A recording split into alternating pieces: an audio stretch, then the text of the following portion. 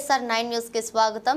ఎన్టీఆర్ జిల్లా వత్సవాయి మండలం మరియు వత్సవాయి గ్రామంలో టీడీపీ, బీజేపీ, జనసేన పార్టీల నాయకులు, కార్యకర్తలతో కలిసి ఎన్నికల ప్రచారం నిర్వహించిన ఎన్టీఆర్ జిల్లా తెలుగుదేశం పార్టీ అధ్యక్షులు నెట్టం శ్రీ రఘురాం, జగ్గయ్యపేట నియోజకవర్గం బీజేపీ, జనసేన పార్టీలు బలపరిచిన తెలుగుదేశం పార్టీ ఎమ్మెల్యే అభ్యర్థి శ్రీరామ్ రాజగోపాల్ తాతయ్య కార్యక్రమంలో టీడీపీ, బీజేపీ, జనసేన పార్టీల నాయకులు, కార్యకర్తలు, మహిళలు పెద్ద సంఖ్యలో పాల్గొన్నారు. మిత్రులందరికీ ఏం మాట్లాడదాం,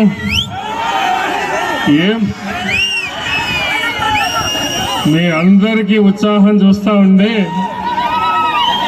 అంటే ఇప్పుడు నేను చూసా మన తెలుగుదేశం పార్టీ ఆఫీస్ దగ్గర నుంచి ఇటువైపు వత్సవాయమ్మ గుడి మీదుగా హరిజనవాడ దళితవాడకి వెళ్ళి మెయిన్ రోడ్లో ఇక్కడ దాకా వచ్చాం. మొత్తం అటొక కిలోమీటరు, ఇటొక కిలోమీటరు. బహుశా మరి నేను ఈ 40 ఏళ్లలో ఒక్కసారి చూశాను అనుకుంటా, 94లో.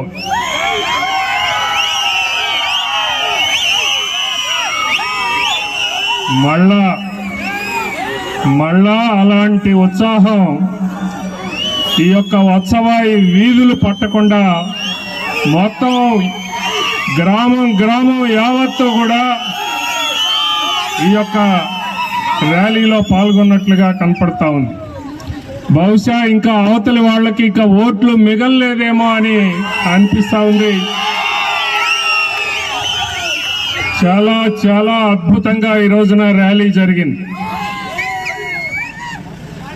అంటే ఎప్పుడు ఓటు వేద్దామా, ఎప్పుడు బటన్ నొక్కి జగన్మోహన్ రెడ్డి పేక పిసికేద్దామా అన్నటువంటి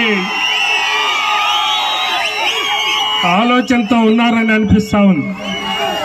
జగన్మోహన్ రెడ్డి కాదు, జగన్మోహన్ రెడ్డి పార్టీ ఇదిలేండి, వైఎస్ఆర్సీపీ పార్టీ. ఎన్నెన్నో బహుశా చాలా విషయాలు ఇప్పటికే మీకు తెలిసిపోయినాయి. అందుకనే మీరందరూ తొందరపడతా ఉన్నారు. ఈ యొక్క రాక్షస ప్రభుత్వాన్ని, ఈ యొక్క పైశాచిక ప్రభుత్వాన్ని పూర్తిగా తొదముట్టించాలి అనేటటువంటి ఉద్దేశంతో ఉన్నారు. ఈ సైకో పాలనని అంతం చేయటానికి కంకణం కట్టుకున్నారు అందరూ. చాలా అపారమైనటువంటి నష్టం జరిగింది ఈ రాష్ట్రానికి. ఈ రాష్ట్రంలో ఉన్నటువంటి 5.5 కోట్ల మంది భవిష్యత్తుకి, వాళ్ళ పిల్లల భవిష్యత్తుకి ఎంతో నష్టం, చెప్పుకోలేనంత నష్టం జరిగింది. రాష్ట్రం యావత్తు కూడా ఈ 5 సంవత్సరాల జగన్మోహన్ రెడ్డి పరిపాలనా కాలంలో 3 దశాబ్దాల కాలం వెనక్కి వెళ్ళిపోయింది. ఎప్పుడైనా సరే కొత్త ప్రభుత్వం వచ్చింది అని అంటే అడుగు ముందుకు పడుతుంది. అప్పటికి ఉన్న స్థితి నుంచి ప్రజల్ని ఇంకాస్త ఉన్నత స్థితికి తీసుకొని వెళ్ళటం అనేది జరుగుతుంది ఎప్పుడైనా సరే ఎన్నికలైన మరుక్షణం. కానీ జగన్మోహన్ రెడ్డి వచ్చిన తదాదిగా ముందుకు పోకపోగా అడుగు వెనక్కి పడింది. కనీసం ఎక్కడ ఉన్నటువంటి స్థితిలో అక్కడ, అంటే చంద్రబాబు నాయుడు గారు పరిశ్రమలు పెట్టావు, ఎన్ని లక్షల ఉద్యోగాలను ప్రజలకు కల్పించావు, పిల్లలకి ఎక్కడా కూడా ఏమీ కనపడటం లేదు. కానీ 10 లక్షల కోట్ల రూపాయల అప్పు మాయమైపోయిందని మీకు గుర్తు చేస్తా ఉన్నాను. మనకి రాష్ట్ర బడ్జెట్ ప్రతి నెల కూడా మనకి ఆదాయం దాదాపు 10-12 వేల కోట్ల రూపాయల ఆదాయం ఉంటుంది. ఆ 10-12 వేల కోట్ల రూపాయల ఆదాయం చాలక మరొక 10-12 వేల కోట్ల రూపాయలు ప్రతి నెల కూడా అప్పు చేసి ఈ రోజున ప్రతి కుటుంబం మీద 8 లక్షల రూపాయలు మన మీద నెత్తి మీద భారం మోపాడు. మరి అంతేకాదు, ఈ యొక్క ఎన్ని వాగ్దానాలు చేశాడు. నవరత్నాలు అనేటటువంటి పేరు మీద, నేను సంక్షేమం ఇస్తున్నాను అనేటటువంటి పేరు మీద అభివృద్ధిని పూర్తిగా కూడా నిర్లక్ష్యం చేసినటువంటి స్థితిని మనం చూస్తూ ఉన్నాం. ఎక్కడ పిల్లలకి డిఎస్సి ఎక్కడొచ్చింది? ప్రతి సంవత్సరం కూడా జనవరి 1వ తారీఖున డిఎస్సి ప్రకటిస్తానన్నాడు.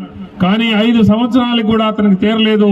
ఎన్నికల ముందు 1 నెల ముందు ప్రకటించారు, అది కూడా కొరగా ప్రకటించడం అనేది జరిగింది.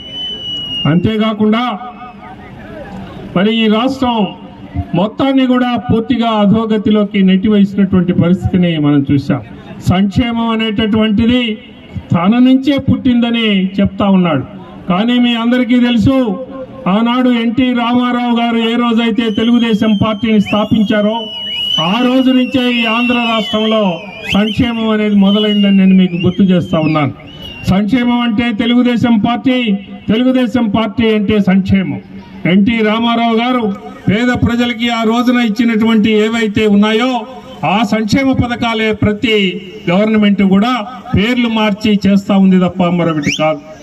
అలాంటిది జగన్మోహన్ రెడ్డి ప్రతి పథకానికి కూడా తన పేరు పెట్టుకొని కేంద్ర ప్రభుత్వం ఇచ్చినటువంటి నిధులు, అలాగనే మరి రాష్ట్రంలో గతం నుంచి వస్తున్నటువంటి పథకాలన్నీ కూడా తన పేర్లు పెట్టుకొని తాను ఏదో చేశానని, నేనే ఈ రోజున కొత్త దేవుడిగా వచ్చి నేనే వీటిని ప్రకటిస్తున్నాను అన్నటువంటి చందాన ఈ రోజున ఇన్ని 5 ఏళ్ల కాలంలో చేశాడు. కానీ ఒకటి గుర్తు చేసుకోండి, చంద్రబాబు నాయుడు గారు 5 సంవత్సరాల పరిపాలనా కాలంలో ఎన్ని సంక్షేమ పథకాలను అమలు చేశాడనేది ఒకసారి గుర్తు చేసుకోవాలి. చంద్రన్న భీమాని గుర్తు చేసుకోండి, వెనుకబడిన తరగతులకి అనేక పథకాలు, ఆదరణ పథకాన్ని గుర్తు చేసుకోండి. అలాగనే మరి ఇంకా పెళ్లి కానుక కానివ్వండి, మైనారిటీలకి దుల్హన్ పథకం కానివ్వండి, అలాగనే ఇలాంటివి ఎన్నో పథకాలు, దాదాపు ఎస్సీలకే 27 పథకాలు అమలు చేశారు ఆయన. ఎస్సీలకి మీ అందరికీ తెలుసు, మరి మనకి ఎస్సీలకి సబ్ ప్లాన్ ఉంది, బడ్జెట్ లో ప్రత్యేకమైనటువంటి కేటాయింపు ఉంది. ఆ కేటాయింపు మొత్తాన్ని కూడా ఈ 5 సంవత్సరాల కాలంలో జగన్మోహన్ రెడ్డి పూర్తిగా దాన్ని వేరే. అందరికీ నమస్కారం. చాలా సంతోషం. మరి పెద్ద ఎత్తున కథలు వచ్చి ఈ యొక్క ప్రచార ర్యాలీని విజయవంతం చేసినటువంటి తెలుగుదేశం కుటుంబ సభ్యులకు, జన సైనికులకు, భారతీయ జనతా పార్టీ కార్యకర్తలకు అందరికీ కూడా పేరు పేరు నమస్కారాలు. ప్రత్యేకంగా మహిళా సోదరిమణులకు నమస్కారాలు, యువతకు ప్రత్యేకంగా ఆశీస్సులు.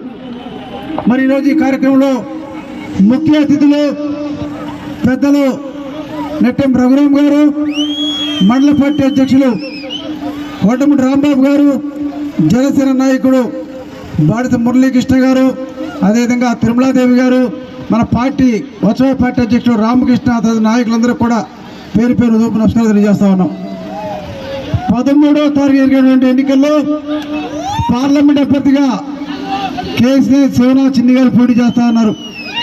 ఎమ్మెల్యే అభ్యర్థిగా నేను పోటీ చేస్తా ఉన్నాను. ప్రతి ఒక్కరు కూడా 2 ఓట్లు ఉంటాయి.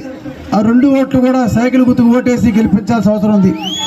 ఈ సందర్భంగా ఒక్కసారి ఆలోచిస్తే, మన ప్రభుత్వ అధికారం ఉన్నప్పుడు, మన నాయకుడు చంద్రబాబు ముఖ్యమంత్రిగా ఉన్నప్పుడు రాష్ట్రం ఏ విధంగా అభివృద్ధి చెందింది, సంక్షేమ కార్యక్రమాలు ఏ విధంగా ఉన్నాయి, ఈరోజు అభివృద్ధి ఏ విధంగా ఉంది ఒకసారి ఆలోచిస్తే, ఈరోజు వైసీపీ పాలనలో అవినీతి, అరాచకము, దోపిడీ, ఒక నియంత పాలన జరుగుతూ ఉంది.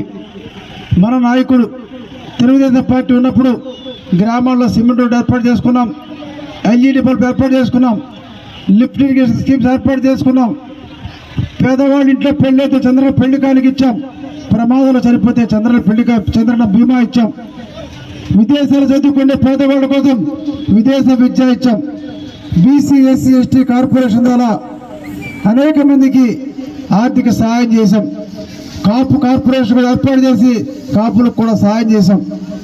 ఈరోజు ప్రభుత్వం వచ్చిన తర్వాత ఎటువంటి కార్పొరేషన్ లేవు. ఒకవైపు ధరలు చూస్తే విపరీతంగా విరిగిపోయాయి. మన ప్రభుత్వం ఉన్నప్పుడు ట్రాక్టర్ ఇసుక కావాలంటే 650 రూపాయలు, అంటే ట్రాక్టర్ కిరాయి మాత్రం, లేకపోతే లోడింగ్ ఖర్చులు. ఈరోజు ఇసుక కావాలంటే 6000 రూపాయలు కట్టాల్సి వస్తుంది. అంటే జగన్మోహన్ రెడ్డి కడతా ఉన్నాం. గతంలో కరెంటు బిల్లు 150 రూపాయలు ఉంటే ఈరోజు కరెంటు బిల్లు 800 రూపాయలు.